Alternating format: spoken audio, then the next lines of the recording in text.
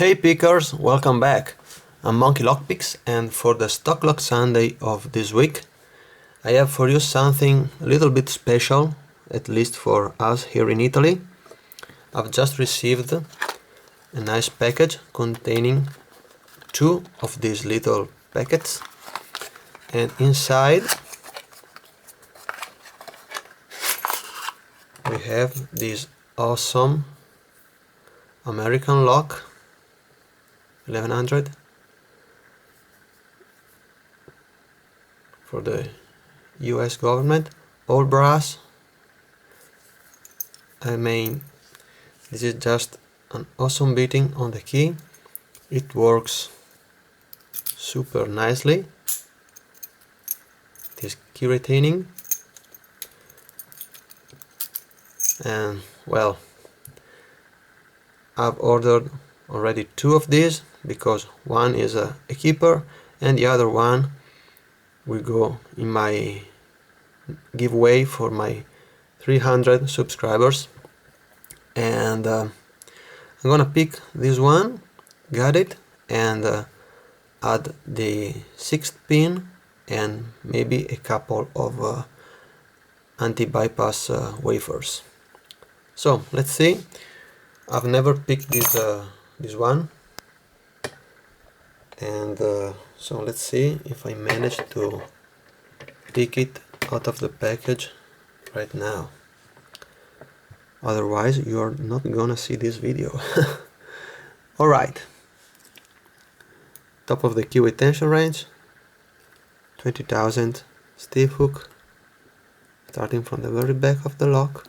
5 is springy, 4 a nice solid click, little click on 3, couple of click on 2,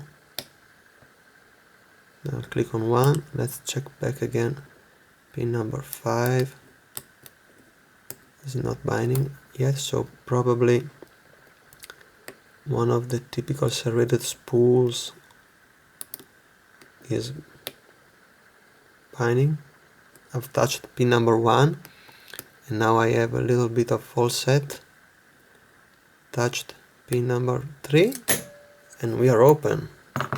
Alright, nice. As you can see, it's open. Now let's take the vice out of the way.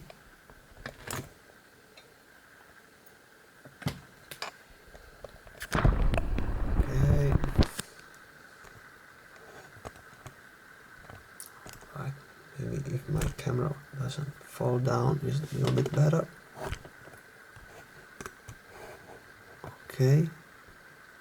Probably like that will work. Alright. Now,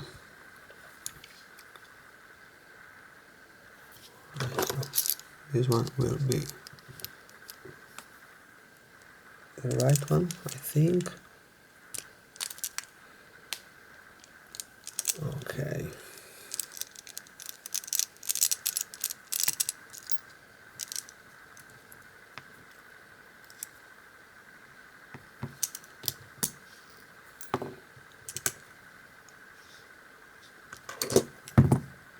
Okay,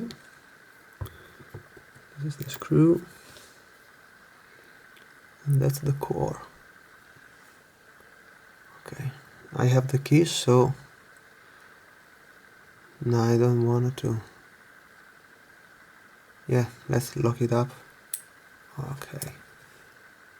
Oh, it's already unshimmable, so I'll leave them right there.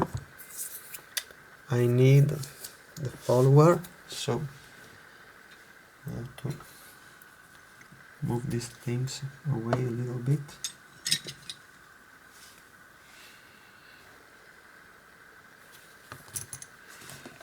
Let's take a small follower, which is right here. Okay.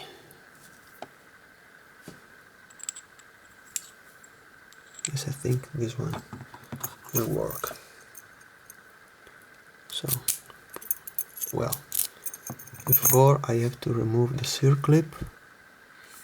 So, circlip remover.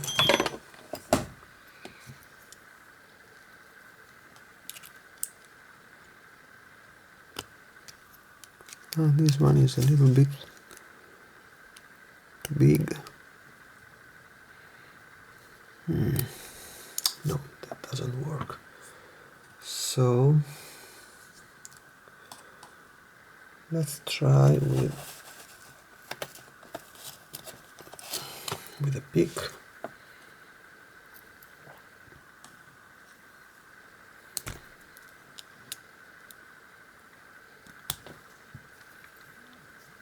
Nope.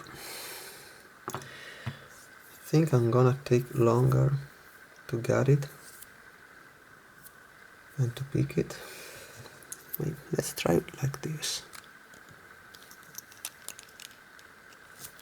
Oops, I'm also out of the camera. Okay.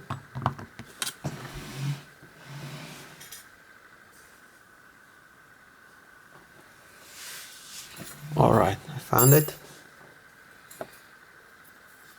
Right here. So, put the key in. Rotate like that. Not all the way like that, but just... No. Let's try it this way. And I need also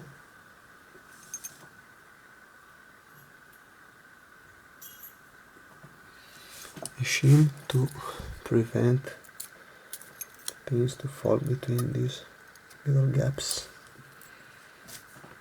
Like that. And let's see. Okay, really nice.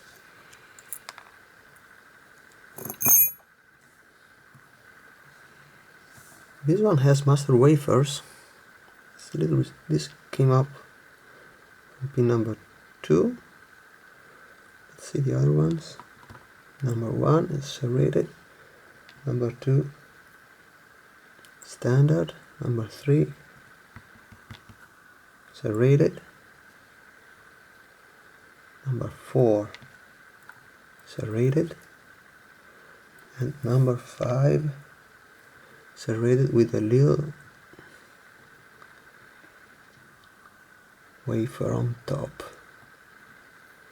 Okay, of course, no modifications on the core. Okay, remove the shim and let's see. Well, wait a minute, I have... Alright, so this came up like this, so this is the front. Okay.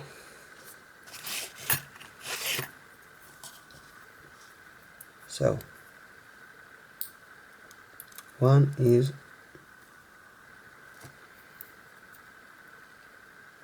wafer and serrated driver. Number 2 serrated. Number 3 serrated with a little wafer. Let's see from the other side. Number 5 serrated spool. Number 4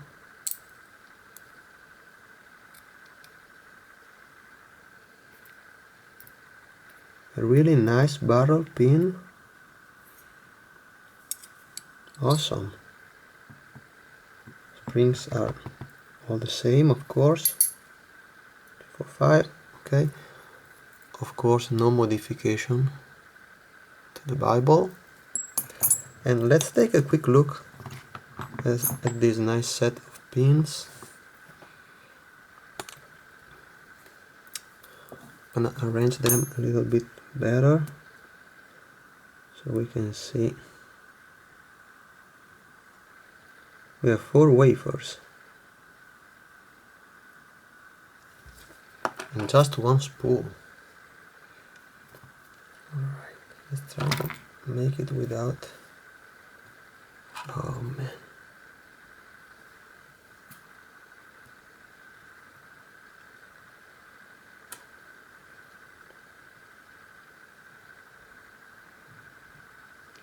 This little wafer comes from chamber.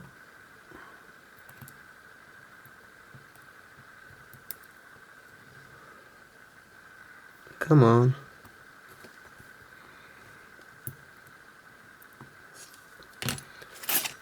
It's so little, I can't grab it.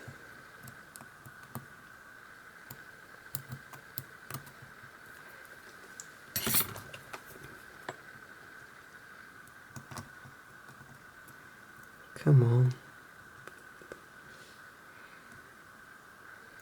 Okay.